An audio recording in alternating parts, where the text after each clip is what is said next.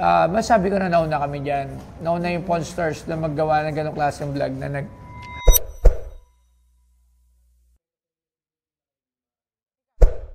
syempre, sa akin, kung ano yung OG. Pero sa akin, John Roa, hindi ko makakalimutan kasi pinagbigyan niya kami.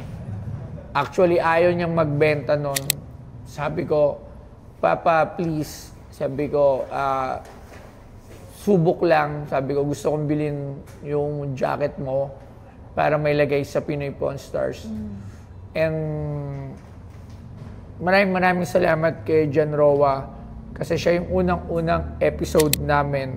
At talagang maganda nangyari sa amin pero nabash si Roa kasi bakit daw ang mahal ng jacket, di ba? So, kasi naman ako talaga, pinapahalagaan ko yun kasi katulad nga ng sinabi ko, not everyone is na-experience yung gano'n na nagkaroon ka ng mga million views. Kasi yun ang inaano ko doon Nung mga panahon na yun, very limited ang nakaka-million views. Hindi katulad ngayon, masyado lang madami. Masyado marami. Oo. Pero before, dati when you hit 1 million views in any platform, medyo iba na yun Kaya sabi ko, may halaga. And para sa akin, si John Roa, napaka-talented na tao. At para sa akin talaga, meron siyang name. At deserve niya na magkaroon ng item. At saka, kung di dahil kay John Roa, wala silang basihan ng presyo ng jacket. Yes, di ba? Bakit kay John Roa ganito? Oo, naging basihan na yun. Actually, John Roa is OG. Tapos, syempre, meron pa. Ikaw, sino sa'yo? Ako, nasabi mo na si John Roa. Ako si Francis Magalona. Alin doon?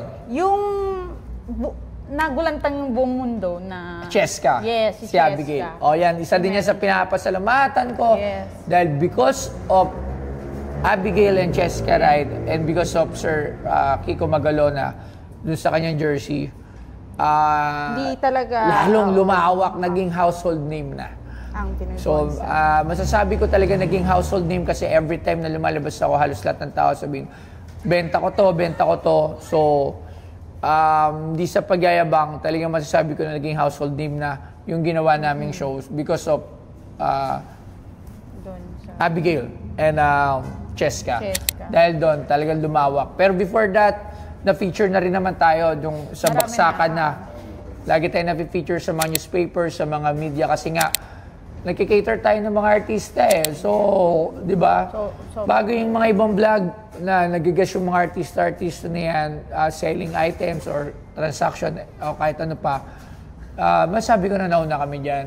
Nauna yung Pawn Stars na maggawa ng ganong klaseng vlog na yung artista pumupunta, celebrity, artist, basta famous ka, nagpupunta ka to do a transaction. So, tapos ano pa ba ikaw? Ako yun. Para sa akin yung mga... Sa akin, yung kay Cheska. Yes, oo. Tsaka Sir Chito, Sir Glock. Pero kasi talagang sumabog talaga nung Pinoy Pawn Star yung kasagsagan. Pero ngayon nga, hindi rin to makikita nila Abigail if not sa tingin ko for the polo. Yes, oo. Yung unang polo.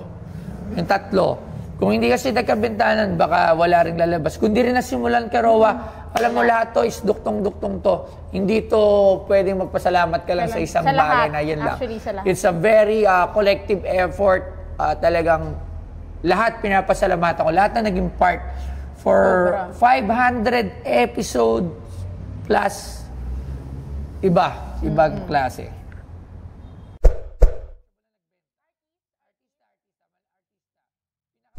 Artista. Nagbenta bukod sa crush ko siya, si Billy Crawford. Billy Crawford. Yes, sobrang bait niya. Maganda ang item and especially maganda ang item ni Billy Crawford. At saka talagang, siya, sobrang bait. Wala akong masabi. Okay, Billy Crawford. Ako, artista. Sobrang dami ng pumunta sa akin na artista. Sobrang dami na. Actually, mabait naman sila lahat. Pero iba ang bait ni Billy. Artista, siguro... Diana Subiri. Bukod sa idol ko si Diana Subiri. Yes, mabait din talaga si Diana Subiri. Di ba nagpunta siya sa atin? Pero... Cesar Montano, Ay, oo! Si Cesar Montano. Si Paring Buboy, mabait si Paring Buboy. Sobrang bait. Yung pala, para sa akin, si Paring Buboy kasi Naging kumpare ko pa siya. Oo, kay Toy Lee. Ang bait niya talaga from Sobrang bait. idol Oo nga natin pala. yan. Ang dami. From Robin Padilla, nakausap natin, Robin Padilla, Buboy, may mga veteran actor, andiyan sila King Gutierrez, yung tatay niya. Ang dami. Grabe. So, pero significant sa akin, para sa akin, Cesar Montano. Napakabait ni paring Buboy. Oo, si Cesar Montano. Yeah.